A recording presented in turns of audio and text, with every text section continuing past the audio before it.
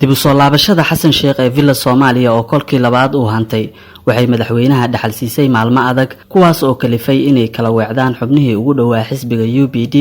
oo Soomaalidu u garan ogtahay damul jadiid UPD ama damul jadiid oo ahayd koox si fiican u soo shaac baxday muddaxileedkii hore ee xasan sheekh ayaa ahaa saaxiibo dhinaca tacliinta ku bahaysnaa oo markii dambe u soo diga rogtay dhanka siyaasadda qof walba oo Soomaali ah ayay ku adkeyd inuu saadaaliyo in maalin ay raggan kala weecan doonaan waxaase wax kasta bedelay oo suuragal ka dhigay rabitaanka shakhsiyadeed ee hogaamiyahooda xasan sheekh maxamuud kaas oo daaqada ka tuuray xubnihii ugu firfircoonaa ee xisbigan waa dhab inaad isweydiinayso kuwa ay yihiin ragga ay madaxweynuhu siyaasadda ku kala tageen iyo waxyaabaha keenay inay kala irdhoobaan haddii aan kaaga jawaabo weydiintaasi wuxuu weli raadkoodu qoyan yahay wasiirkii badaroolka Cabdirasaaq Cumar iyo duqii hore ee caasimadda Yuusuf Xuseen Jimcaale Madaale wasiir Cabdirasaaq ayaa xilka wasiirka badaroolka waayay toddobaadkan gudihiis halka Madaale isna xilka laga tuuray 10kii bishan December wasiirkii hore ee badaroolka Cabdirasaaq Cumar Maxamed ayaa saaxiib dhow la ahaa xasan sheekh wuxuu sida uu sheegay ay madaxweynuhu ku kala fogaadeen sida loo wajahayo arinta la xiriirta tabashada Hirshabeelle ay ka qabaan dadka reer Hiiraan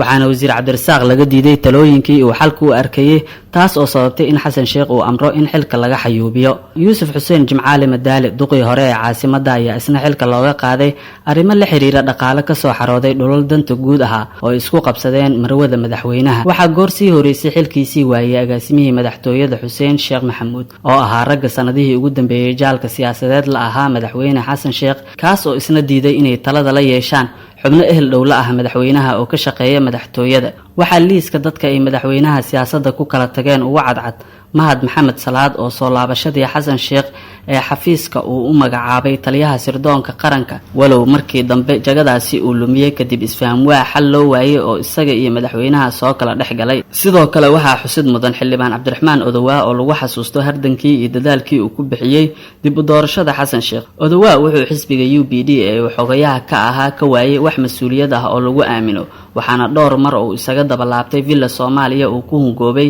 inuu u hirgalo yoolkiisa kuna qanciyo madaxweynaha inuu mas'uuliyad u igmado taas oo horseeday inuu daawado ka noqdo digrootooyinka uu sida joogtada ah u soo saarayo madaxweynaha xasan sheekh ayaa sida laga warhayo waxay horey u kala ambadeen siyaasiga Cabdikariin Xuseen Guuleed oo ahaa saaxiib ay isla soo jaan qaadeen bartamihii sagaashameeyada walow Cabdikariin uu ka soo dhinac muuqday xasan teeramkiisii hore haddana dib u doorashadiisii wuxuu ahaa raggii ka haray ololaha xasan sheekh wuxuuna sidaasi ku noqday qofkii ugu horeeyay ee ka beera dhinaciisa inkastoo shakhsiyaadka aan soo sheegnay ay dhabihii Cabdikariin qaadeen haddaba maxay tahay sababta rasmiga ah ee waqtigan xasaasiga ah ay raggan u faarujiyeen garabka madaxweyne xasan sheekh jawaabta oo kooban ayaa noqonaysa madaxweyne xasan sheekh oo xilligan si cad u diidan in talada lala yeesho iyo saameynta ay xubnaha qoyskiisa ku leeyihiin howlaha dowladnimada iyo tan xisbiga UPD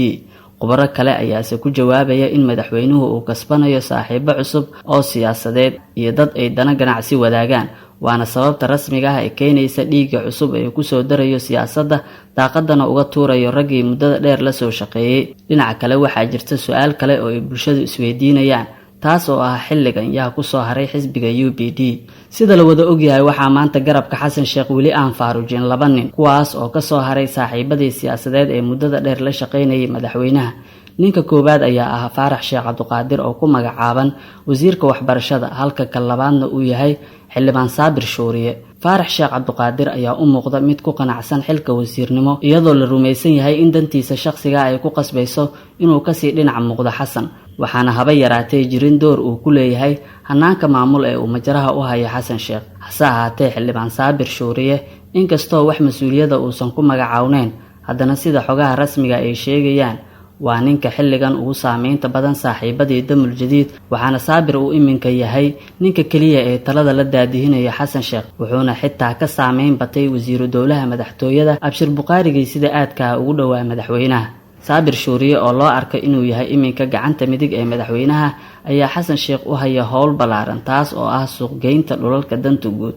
Saabir ayaa ah ninka u dhaxeeya madaxweynaha iyo ganacsatada doonaysa dhulalka dowladda waxaana hawsha uu hayo ay saamaxday in sanduuqa madaxweynaha ay ku soo dhacdo lacag fara badan halka qoysas badan oo Soomaaliyeed ay noqdeen kuwa hoy la'aan ah arintan awgeed si kastaba dad badan ayaa madaxweynaha ku xifaaleeyay inuu si xowli ah u kaxeeyay tareenkii haleyska u noqday ololihiisa dib u doorashada kaas oo sida la sheegayo soo dadajiyay inay ka daataan saaxiibadiisii ugu dhowaa ee juhdiga iyo waqtiga geliyay soo laabashadiisa. Waxaase dadka Soomaaliyeed ee talada ku leh dowladnimada ay isweydiinayaan sida ay madaxweynaha wax ugu biirin lahaayeen, maadaama aragti kala duwanaanta ay ku kala irdhoobeen kuwii muddada dheer siyaasad ahaan la duubnaa. Waana tan abuuraysa jahwareerka ku aadan halka uu tareenka Xasan Sheekh caga dhigan doono mustaqbalka iyo shakhsiyaadka Xasan halkaasi la gaari doona.